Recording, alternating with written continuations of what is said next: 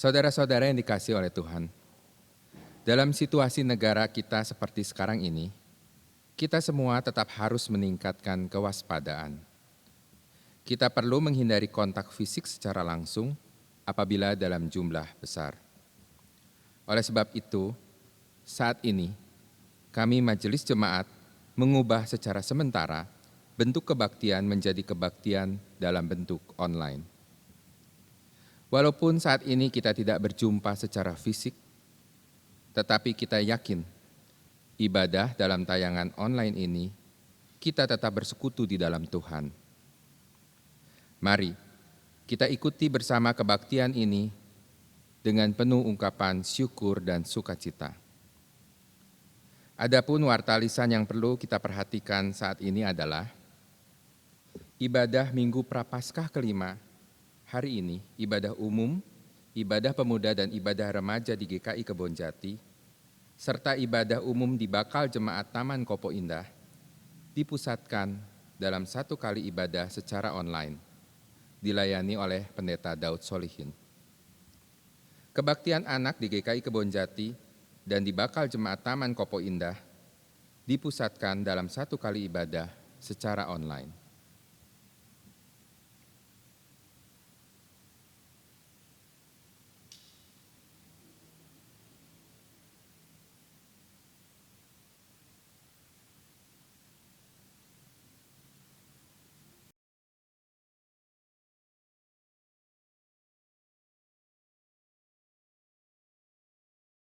Ya Allah sumber hidup dan cinta kasih, kami datang menyambut panggilan-Mu.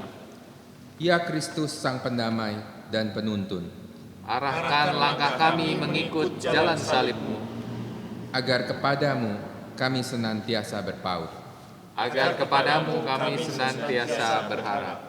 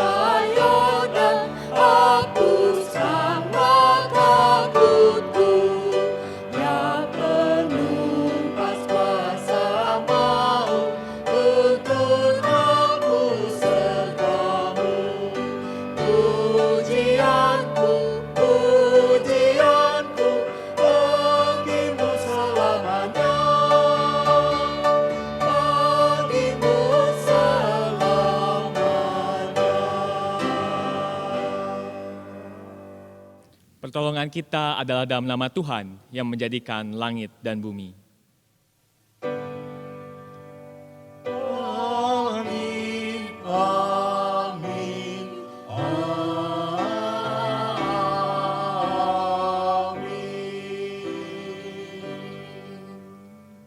Tuhan beserta saudara.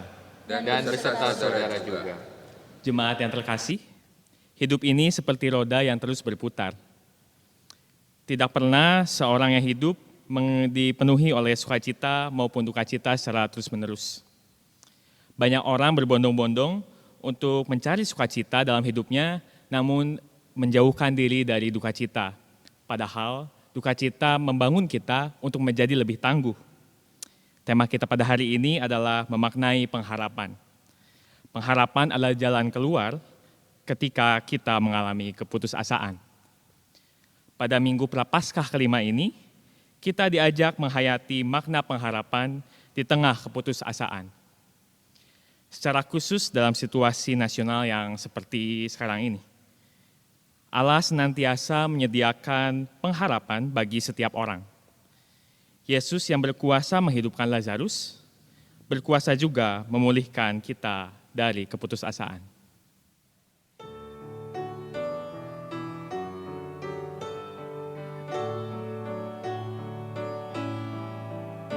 Sang Maha Tabib telah dekat, yaitu Tuhan Yesus.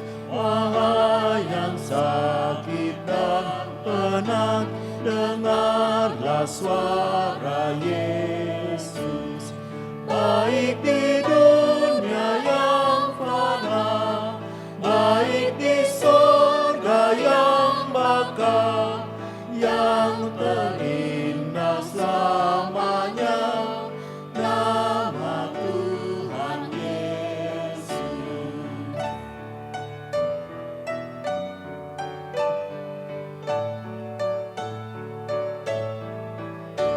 Segala puji baginya, telah ku ikut Yesus. Olehnya aku selamatlah, ku cinta Tuhan Yesus. Baik di dunia yang fana, baik di surga yang bakal, yang terindah selamanya, nama Tuhan Yesus.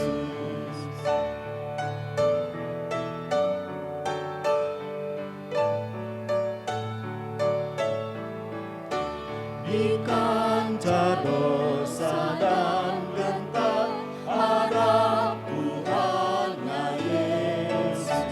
Senang hatiku mendengar mujizat nama Yesus. Baik di dunia yang fana, baik di surga yang bakal, yang terindah selamanya, nama Tuhan Yesus.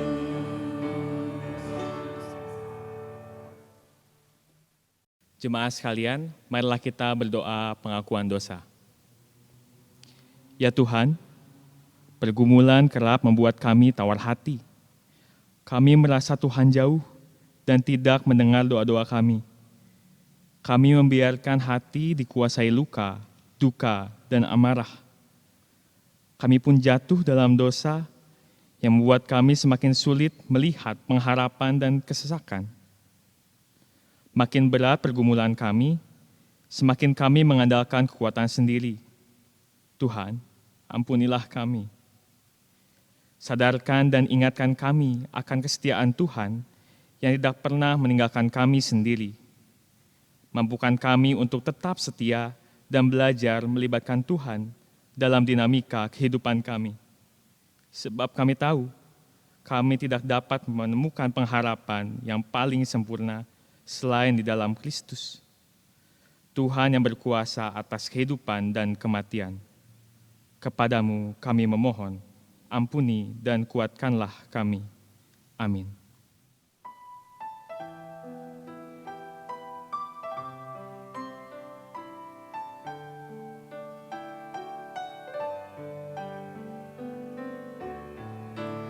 Bagai rusa berteriak, cari sumber air sejuk. Demikian pun jiwaku menjadi kepadamu. Akan abadi, hausku tiada terperi.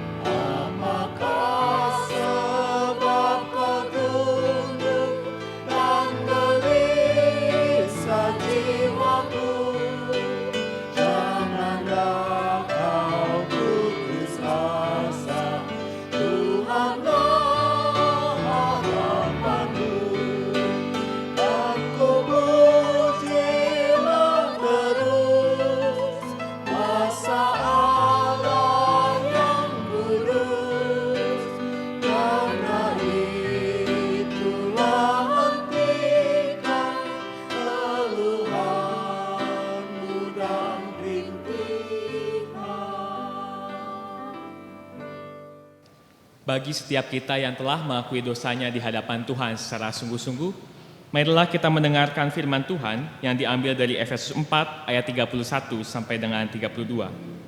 Segala kepahitan, kegeraman, kemarahan, pertikaian dan fitnah hendaklah dibuang dari antara kamu. Demikian pula segala kejahatan. Tetapi hendaklah kamu ramah seorang terhadap yang lain, penuh kasih mesra dan saling mengampuni, sebagaimana Allah di dalam Kristus telah mengampuni kamu. Di dalam Kristus engkau telah diampuni. Di dalam Kristus engkau pun telah diampuni. Damai Kristus bagimu. Damai Kristus bagimu juga.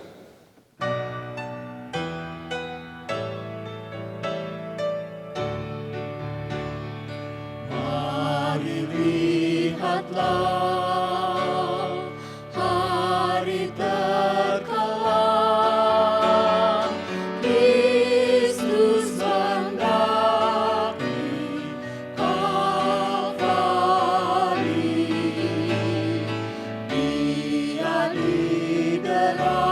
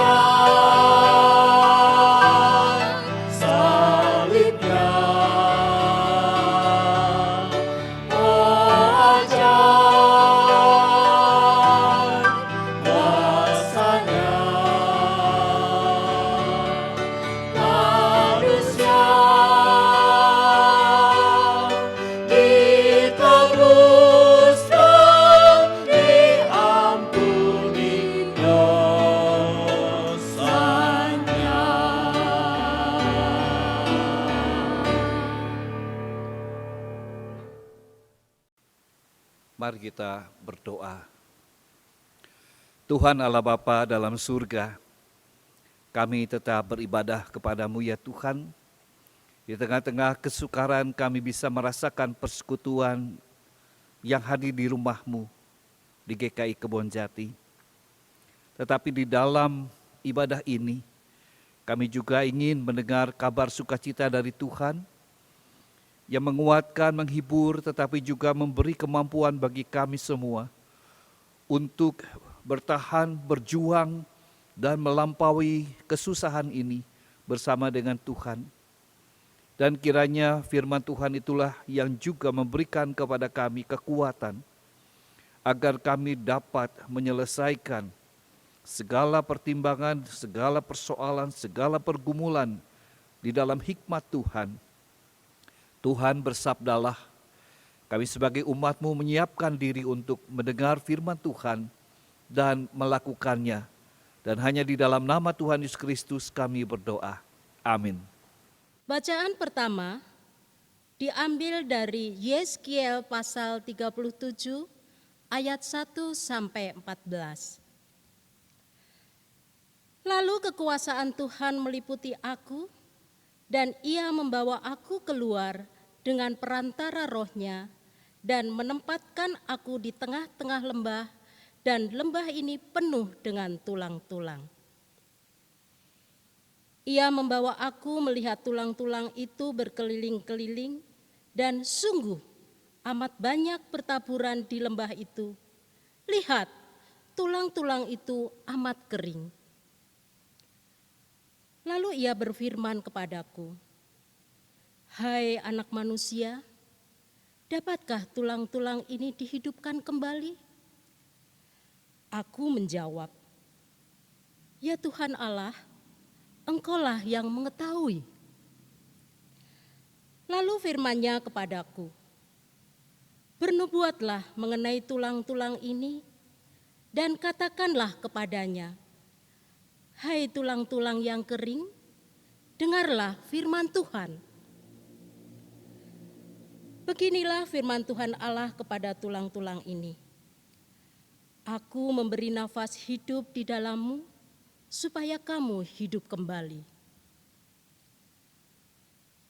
Aku akan memberi urat-urat padamu, dan menumbuhkan daging padamu. Aku akan menutupi kamu dengan kulit, dan memberikan kamu nafas hidup, supaya kamu hidup kembali. Dan kamu akan mengetahui bahwa Akulah Tuhan." Lalu aku bernubuat seperti diperintahkan kepadaku. Dan segera sesudah aku bernubuat, kedengaranlah suara, sungguh suatu suara berderak-derak, dan tulang-tulang itu bertemu satu sama lain. Sedang aku mengamati, lihat, urat-urat itu ada, dan daging tumbuh padanya. Kemudian kulit menutupinya, tetapi mereka belum bernafas. Maka firman-Nya kepadaku, "Bernubuatlah kepada nafas hidup itu, bernubuatlah, hai anak manusia, dan katakanlah kepada nafas hidup itu, beginilah firman Tuhan Allah, hai nafas hidup, datanglah dari keempat penjuru angin, dan berhembuslah ke dalam orang-orang yang terbunuh ini, supaya mereka hidup kembali." Lalu aku bernubuat seperti diperintahkannya kepadaku. Dan nafas hidup itu masuk di dalam mereka, sehingga mereka hidup kembali. Mereka menjejakkan kakinya, suatu tentara yang sangat besar. Firman-Nya kepadaku, "Hai anak manusia, tulang-tulang ini adalah seluruh kaum Israel. Sungguh, mereka sendiri mengatakan, tulang-tulang kami sudah menjadi kering, dan pengharapan kami sudah lenyap, kami sudah hilang. Oleh sebab itu, bernubuatlah dan katakan kepada mereka, Beginilah firman Tuhan Allah. Sungguh, aku membuka kubur-kuburmu dan membangkitkan kamu, hai umatku, dari dalamnya, dan aku akan membawa kamu ke tanah Israel. Dan kamu akan mengetahui bahwa akulah Tuhan pada saat aku membuka kubur-kuburmu dan membangkitkan kamu, hai umatku, dari dalamnya. Aku akan memberikan rohku ke dalammu, sehingga kamu hidup kembali, dan aku akan membiarkan kamu tinggal di tanahmu. Dan kamu akan mengetahui bahwa aku Tuhan yang mengatakannya dan membuatnya. Demikianlah firman Tuhan. Demikianlah sabda Tuhan. Syukur kepada Allah. Marilah kita menanggapi bacaan pertama dengan membaca secara berbalasan Mazmur pasal 130. Nyanyian ziarah. Dari jurang yang dalam, aku berseru kepadamu ya Tuhan. Tuhan, dengarkanlah suaraku. Biarlah telingamu menaruh perhatian. Kepada suara permohonanku. Jika Engkau ya Tuhan, mengingat-ingat kesalahan-kesalahan, Tuhan, siapakah yang dapat tahan? tetapi padamu ada pengampunan. Supaya Engkau ditakuti orang. Aku menanti-nantikan Tuhan, jiwaku menanti-nanti. Dan aku mengharapkan firman-Nya. Jiwaku mengharapkan Tuhan, Lebih daripada pengawal mengharapkan pagi. Lebih daripada pengawal mengharapkan pagi. berharaplah kepada Tuhan, hai Israel. Sebab pada Tuhan ada kasih setia, dan Ia banyak kali mengadakan pembebasan Dialah yang akan membebaskan Israel. dari segala kesalahannya. Bacaan kedua diambil dari Roma pasal 8 ayatnya yang ke-6 sampai dengan ayatnya yang ke-11. Karena keinginan daging adalah maut, tetapi keinginan roh adalah hidup dan damai sejahtera. Sebab keinginan daging adalah perseteruan terhadap Allah, karena ia tidak takluk kepada hukum Allah. Hal ini memang tidak mungkin baginya. Mereka yang hidup dalam daging tidak mungkin berkenan kepada Allah. Tetapi kamu tidak hidup dalam daging, melainkan dalam roh, jika memang roh Allah diam di dalam kamu. Tetapi jika orang tidak memiliki roh Kristus, ia bukan milik Kristus. Tetapi jika Kristus ada di dalam kamu, maka tubuh memang mati karena dosa, tetapi roh adalah kehidupan oleh karena kebenaran. Dan jika roh Dia yang telah membangkitkan Yesus dari antara orang mati diam di dalam kamu, maka Ia yang telah membangkitkan Kristus Yesus dari antara orang mati akan menghidupkan juga tubuhmu yang fana itu oleh rohnya yang diam di dalam kamu. Demikian sabda Tuhan.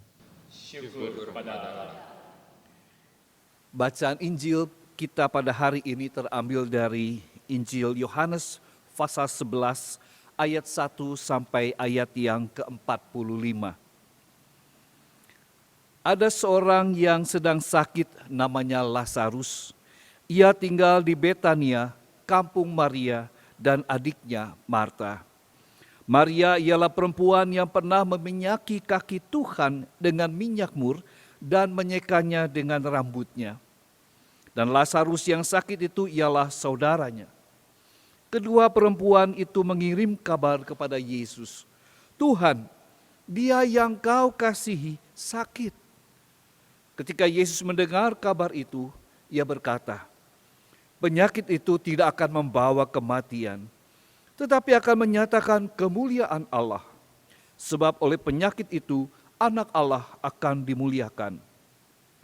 Yesus memang mengasihi Marta dan kakaknya dan Lazarus.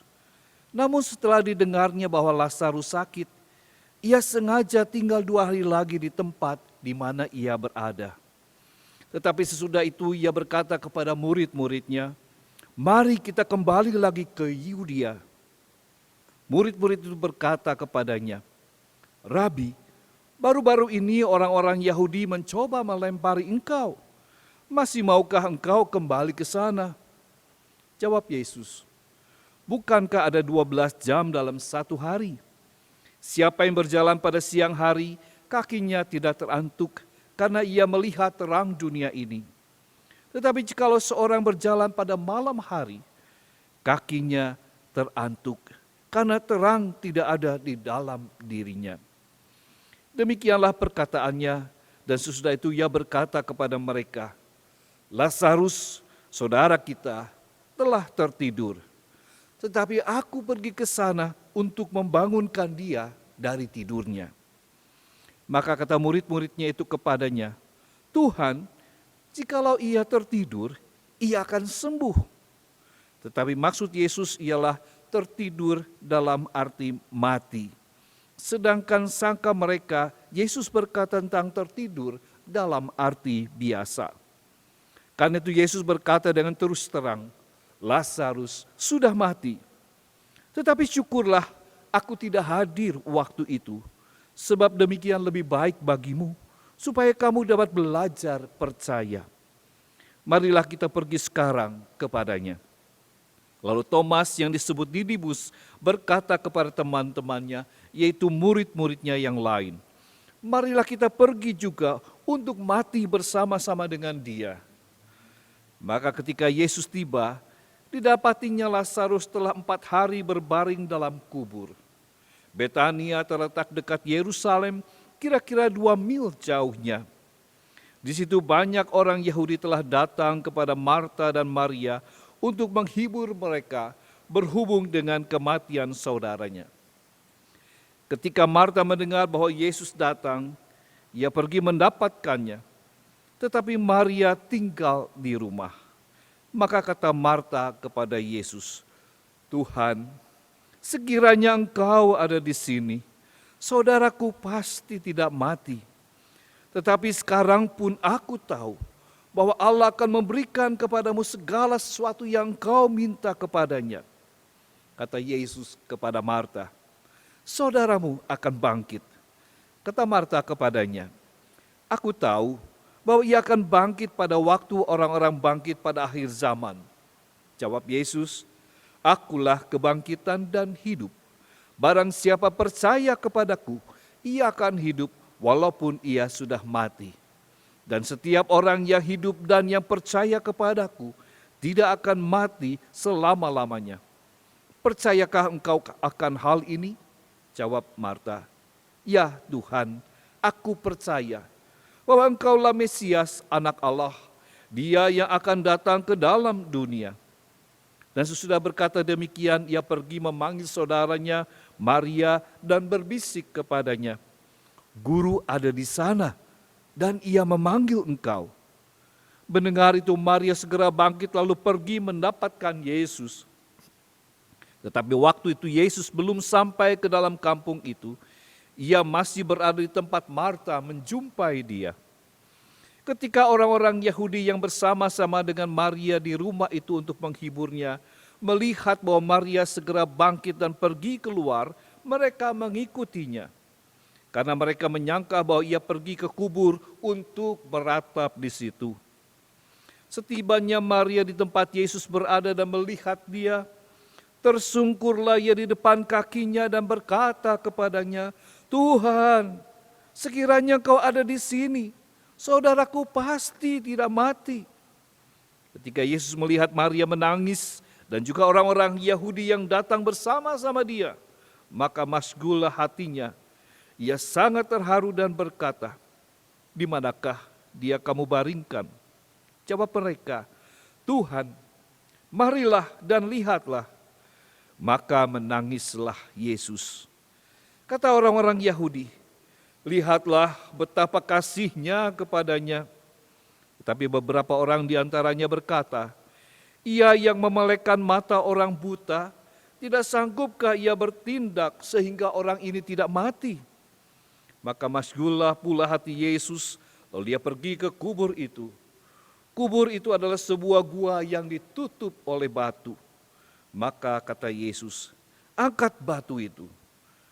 Marta, saudara yang meninggal itu, berkata kepadanya, Tuhan, ia sudah berbau, sudah 4 hari ia mati. Jawab Yesus, bukankah sudah kukatakan kepadamu, jikalau engkau percaya, engkau akan melihat kemuliaan Allah. Maka mereka mengangkat batu itu. Lalu Yesus menengadah ke atas dan berkata, Bapa, aku mengucap syukur kepadamu karena engkau telah mendengarkan aku. Aku tahu bahwa engkau selalu mendengarkan aku. Tetapi oleh karena orang banyak berdiri di sini mengelilingi aku mengatakannya supaya mereka percaya bahwa engkaulah yang telah mengutus aku. Dan sesudah berkata demikian, berserulah ia dengan suara keras, Lazarus, marilah keluar. Orang yang telah mati itu datang keluar. Kaki dan tangannya masih terikat dengan kain kapan, dan mukanya tertutup dengan kain peluh. Kata Yesus kepada mereka, bukalah kain-kain itu dan biarkan ia pergi. Banyak di antara orang-orang Yahudi yang datang melawat Maria dan yang menyaksikan sendiri apa yang telah dibuat Yesus, percaya kepadanya. Demikianlah saudara-saudara pembacaan firman Tuhan. Berbahagialah mereka yang telah mendengar dan melakukan firman Tuhan dalam kehidupan sehari-hari. Hosiana.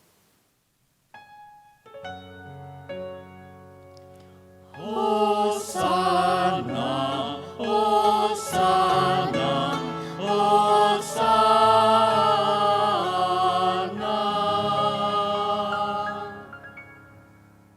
Saudara-saudara yang dikasihi Tuhan Yesus Kristus, ada sebuah ungkapan yang berasal dari sebuah tradisi gereja-gereja di Afrika, Amerika, yang mengatakan, Tuhan memperkenalkan koma ketika ada penderitaan di berbagai belahan dunia.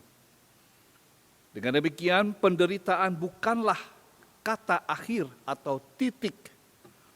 Artinya, sampai kapanpun dan dimanapun, manusia selalu mengalami penderitaan sebagai bagian yang ada di dalam kehidupannya. Pada saat ini kita ketahui bersama bahwa penderitaan bukan lagi berada di belahan dunia tertentu atau dunia sebelah mana. Tetapi hampir seluruh dunia sekarang sedang menghadapi wabah virus corona atau yang disebut COVID-19. Ada berbagai tanggapan terhadap gejala dan korban virus corona ini. Salah satunya adalah ketika penyebaran virus corona dimulai di negara China. Maka itu dihubungkan dengan opini yang melecehkan. Bahkan Presiden Amerika Serikat mengatakan itu adalah China virus, bukan virus corona. Saudara-saudara, dibandingkan dengan opini dan pandangan kutukan sebagai sebuah kutukan Allah, penyakit tertentu dikaitkan dengan dosa dan hukuman Allah. Saudara-saudara, sebuah teologi penderitaan sebagai hukuman Allah adalah sebagai satu bagian dalam ilmu teologi yang juga perlu diimbangi dengan model teologi lain, yaitu teologi pengharapan.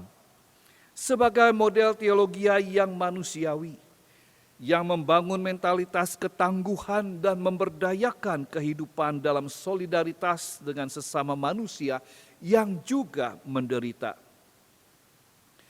Seorang dosen teologi dalam laman Facebooknya mengatakan, mengapa mereka yang terkena COVID-19 menutup-nutupi hal ini sebagai hal yang memalukan. Menteri Perhubungan Republik Indonesia yang juga menjadi korban sekalipun juga tidak menyembunyikan penyakitnya. Menurut beliau, saya menduga ada sebuah teologi wabah sebagai hukuman Tuhan bagi orang lain atau bagi orang beragama lain, sehingga kalau orang itu sendiri terkena, ketika kita malu luar biasa. Gantikan teologi semacam itu dengan teologi lain yang lebih manusiawi. Saudara-saudara, justru pandangan bahwa adanya penderitaan adalah karena tidak ada Tuhan. Pandangan ini juga muncul di bagian kehidupan teologi dan keimanan kita. Bahwa kalau Tuhan itu ada, maka tidak akan ada penderitaan. Pandangan seperti ini dipahami oleh Marta ketika ia menyambut Yesus dalam keadaan berduka cita karena saudaranya Lazarus sudah meninggal. Dalam perjumpaan dengan Yesus, Marta berkata kepada Yesus, "Tuhan, sekiranya Engkau ada di sini, saudaraku pasti tidak mati. Tetapi sekarang pun aku tahu bahwa Allah akan memberikan kepadamu segala sesuatu yang Engkau minta kepadanya." Saudara-saudara, melepaskan Tuhan dari penderitaan manusia bukanlah kehendaknya dan bukan pula jalannya. Kemenangan penderitaan melalui kematian dan kebangkitan dari antara orang mati menjadi sebuah pengharapan yang menguatkan dan menghibur dan sekaligus memberdayakan pengikut Kristus untuk bisa tabah, tegar, dan melangkah maju di dalam kehidupannya. Yesus sendiri memproklamirkan, "Akulah kebangkitan dan hidup. Barang siapa percaya kepadaku, ia akan hidup walaupun ia sudah mati."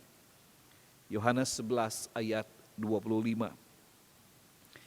Pernyataan Yesus ini diikuti juga oleh tindakannya yang membangkitkan Lazarus dari kematiannya. "Lazarus, keluarlah." Ayat ini meyakinkan iman kita juga. Dan bisa kita bandingkan dengan kesaksian Paulus di dalam surat 1 Korintus pasal 15 ayat 12 yang mengatakan, "Tetapi andai kata Kristus tidak dibangkitkan, maka sia-sialah pemberitaan kami dan sia-sialah juga kepercayaan kamu." Saudara-saudara, Allah tidak berdiam diri ketika kita mengalami penderitaan. Dan inilah yang menjadi ciri khas atau berita yang khas dari Injil Yohanes, yaitu ketika manusia di dalam mengalami penderitaan dalam kehidupannya, bahkan sampai pada kematian, tetapi Tuhan Yesus di dalam kasih-Nya kepada kita akan membangkitkan kita dari kematian. Manusia dalam segala penderitaannya akan menuju arah yang menurun, tetapi beriman kepada Kristus yang bangkit akan menuju kita kepada Tuhan. Naik shift. Saudara-saudara, ketika manusia berada dalam penderitaan, kita bisa saja kehilangan harapan. Bahkan harapan akan masa depan kita mungkin tidak akan bisa lihat. Termasuk kita bisa mengatakan hancur pengharapan itu sendiri. Dalam penglihatan Nabi Yeskiel, Tuhan memberi perintah kepadanya untuk meniupkan angin, yaitu roh kehidupan, roh milik Allah itu, kepada tulang-tulang bangsa Israel yang berserakan. Tulang-tulang itu sebagai simbol dari kematian, dunia bawah, dunia tanpa kehidupan, dan tanpa pengharapan di sana. Tetapi Tuhan memerintahkan kepada Yeskiel untuk memanggil nafas hidup dari 4 penjuru mata angin, agar nafas hidup itu datang dan menghembuskan kehidupan ke dalam tubuh yang berasal dari tulang-tulang itu. Tubuh-tubuh itu kemudian dibalut dengan daging dan kulit dan menjadi hidup ketika roh itu masuk ke dalam hidungnya. Bahkan dikatakan mereka menjejakkan kakinya suatu tentara yang sangat besar. Yehezkiel 37 ayat 10b. Kebangkitan membawa hidup baru, semangat dan tenaga baru untuk siap menghadapi tantangan masa depan. Saudara-saudara yang dikasihi Tuhan, pengharapan adalah dasar atau awal mulanya saudara dan saya melakukan sebuah tindakan. Sebuah motivasi yang menggerakkan kita. Pengharapan adalah sebuah motivasi. Pada awal tahun 1970-an, ada sebuah cerita yang disaksikan. Seorang ibu yang memiliki suami yang terbaring sakit sudah 5 tahunan, terkena stroke. Dia tidak berbaring dan tidak dapat bekerja. Tapi pada suatu saat keluarga itu menghadapi persoalan, yaitu persediaan makanan sudah semakin menipis. Lalu ibu ini melihat bahwa ada tumpukan koran-koran bekas dan terpikir dalam hatinya, apakah koran-koran ini dapat dijual? Apakah ini cukup untuk membeli makanan bagi hari esok? Dorongan yang menghasilkan tindakan, harapan yang menggerakkan seseorang untuk mampu berkreasi mengatasi masalah kehidupan.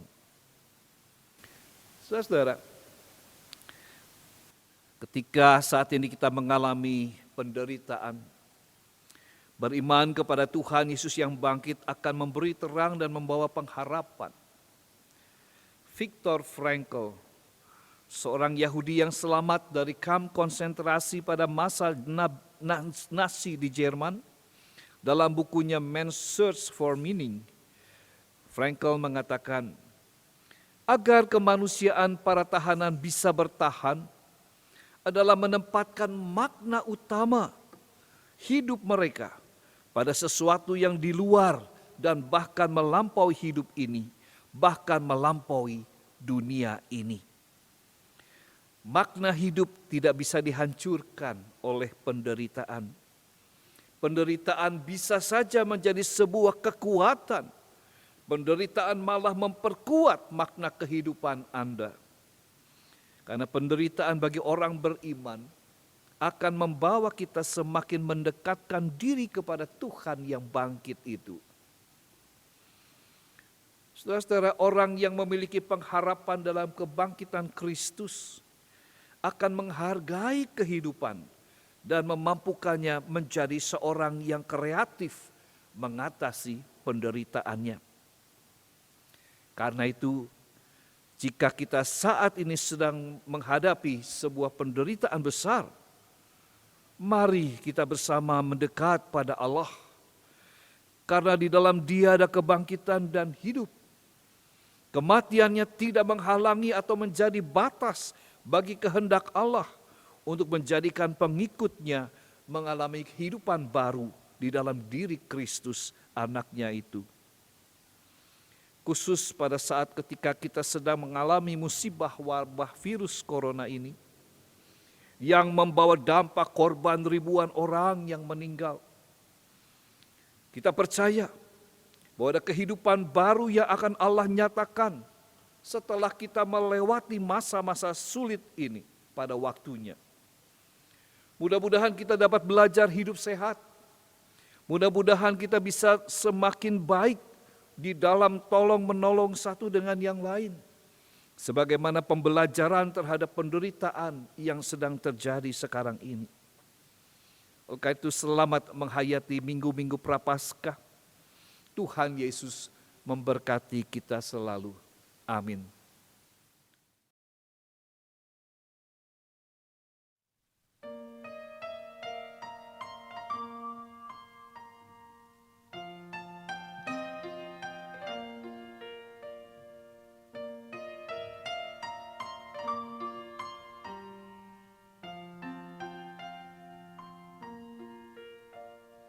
Apapun juga menjagamu, naungan kasih-Nya pelindungmu, Tuhan menjagamu. Tuhan menjagamu, waktu tenang atau tegang, Dia menjagamu, Tuhan menjagamu.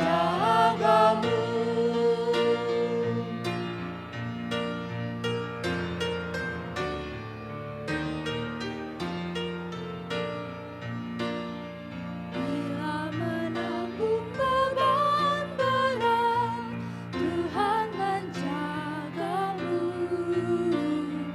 Masa depanmu kelam pekat, Tuhan menjagamu.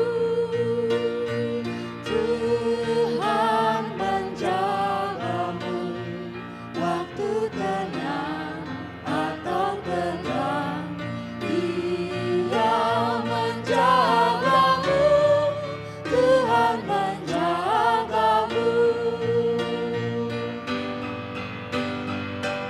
Dipeliharanya hidupmu, Tuhan menjagamu, dan didengarkannya doamu, Tuhan menjagamu. Tuhan menjagamu, waktu tenang atau tegang, Dia menjagamu, Tuhan menjagamu.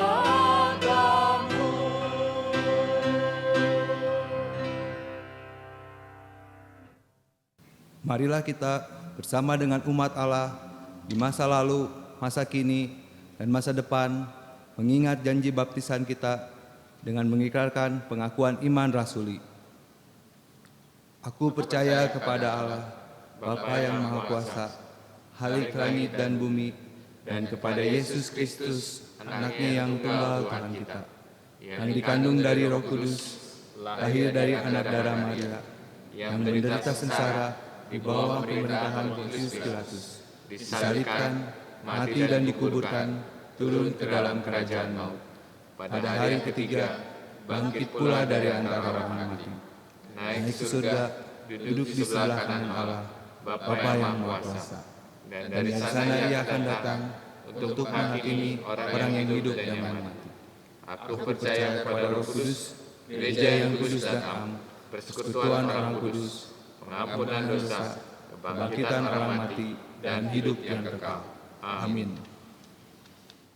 Saudara-saudara, marilah kita bersama-sama menyatukan diri kita di dalam doa syafaat. Mari kita berdoa.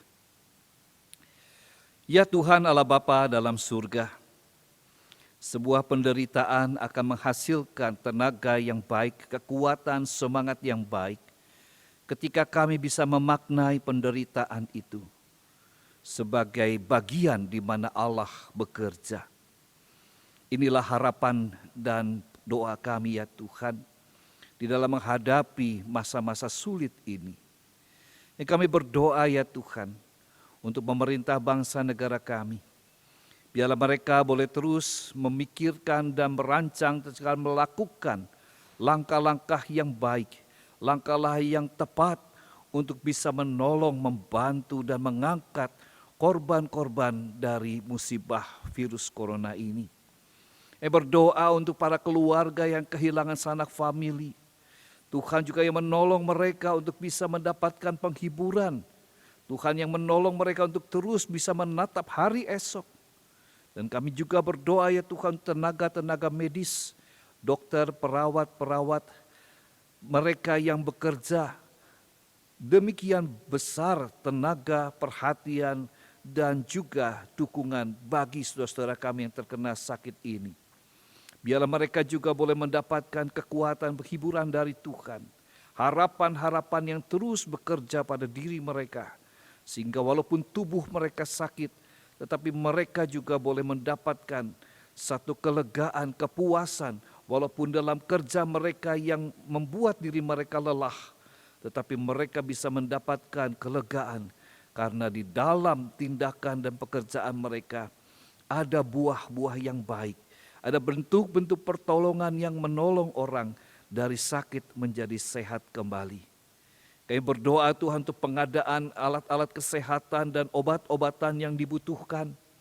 Tuhan juga yang menolong agar kami bisa mendapatkan secara baik dan bertanggung jawab.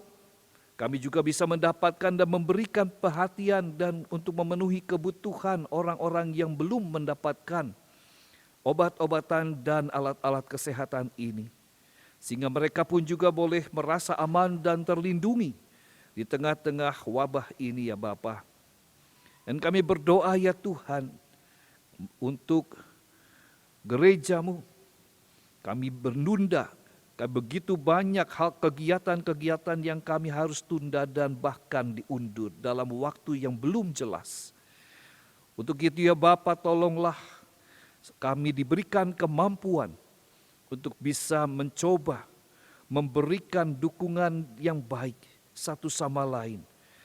Perhatian-perhatian pada kegiatan-kegiatan gereja yang masih bisa dapat kami lakukan secara terbatas, biarlah kami juga boleh melakukannya dengan pertolongan Tuhan.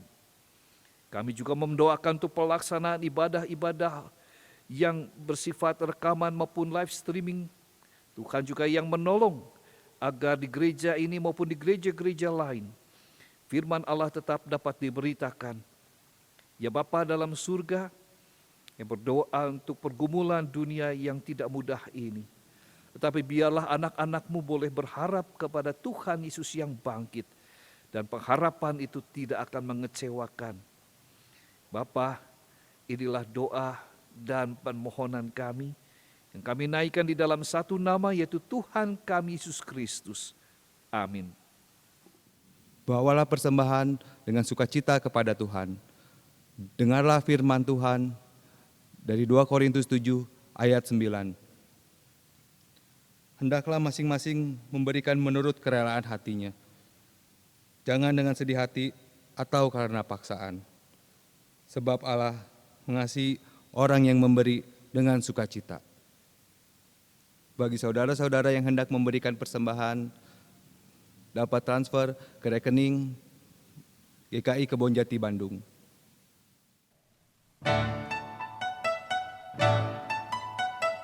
Mari bersyukur semua atas kebajikan Tuhan, kasih perjanjiannya sungguh nyata selamanya.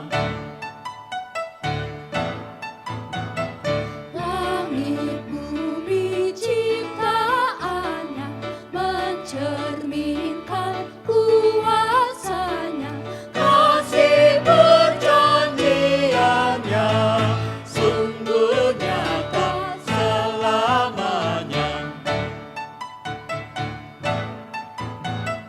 Umatnya dibebaskannya untuk hidup bersejahtera. Kasih perjanjiannya sungguh nyata selamanya. Dia yang mengingat kita dalam susah dan derita. Kasih perjanjiannya sungguh nyata selamanya. Mari bersyukur semua atas kebajikan Tuhan, kasih perjanjiannya sungguh nyata selamanya. Marilah kita menaikkan doa persembahan. Bapa kami yang di sorga, kami mengucap syukur ya Tuhan atas kasih setia dan pemeliharaan-Mu di dalam hidup kami. Pada saat ini, dengan sukacita kami membawa persembahan yang sebenarnya berasal daripada-Mu juga. Kiranya Engkau berkenan menerimanya. Dalam nama Tuhan Yesus kami berdoa. Amin. Hidup dan pergumulan adalah seperti dua sisi mata uang, yang mustahil hanya kita alami salah satu saja. Namun jangan biarkan hatimu takut dan kecut. Kemenangannya atas maut menjamin keselamatan dan pengharapan dalam hidup kita.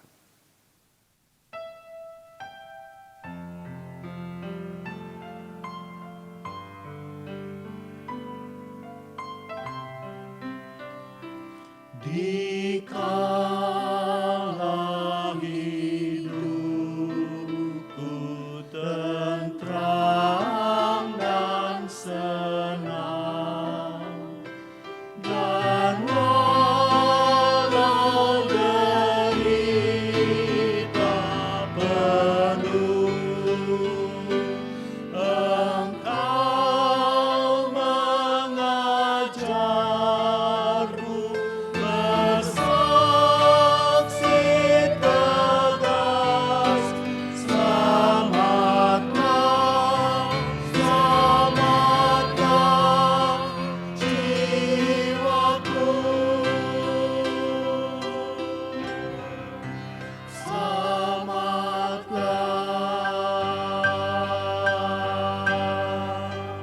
jiwaku, selamatlah, selamatlah jiwaku.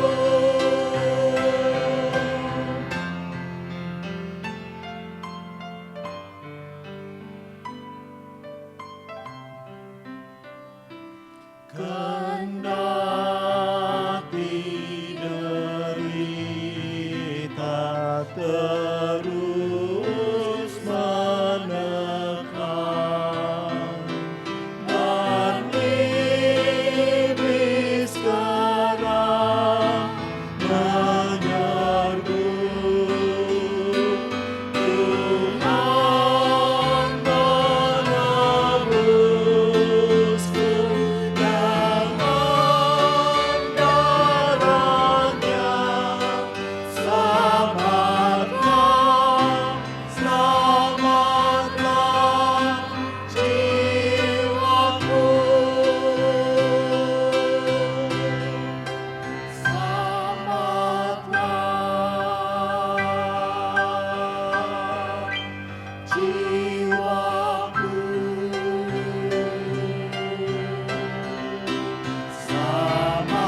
selamatlah, selamatlah jiwaku.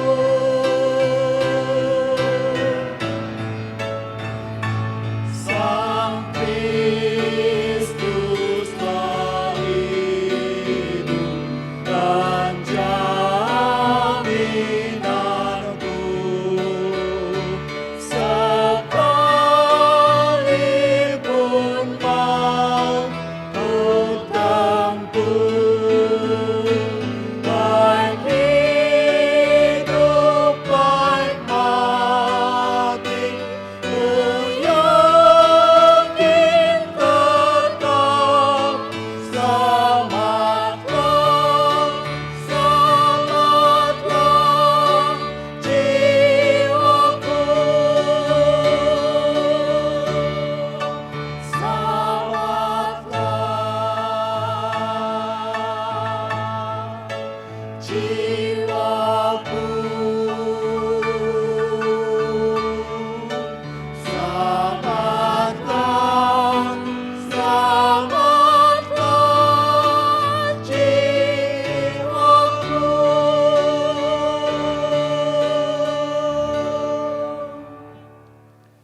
Saudara-saudara, arahkanlah hatimu kepada Tuhan. Kami mengarahkan hati kami kepada Tuhan. Marilah kita menjadi saksi bagi Kristus. Syukur kepada Allah, Terpujilah Tuhan. kini dan selamanya. Terimalah berkat Tuhan. Tuhan memberkati dan melindungimu.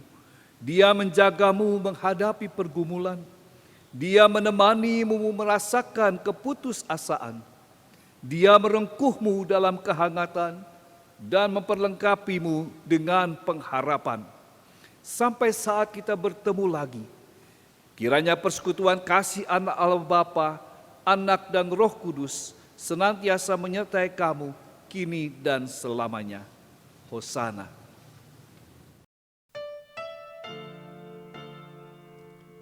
Hosana.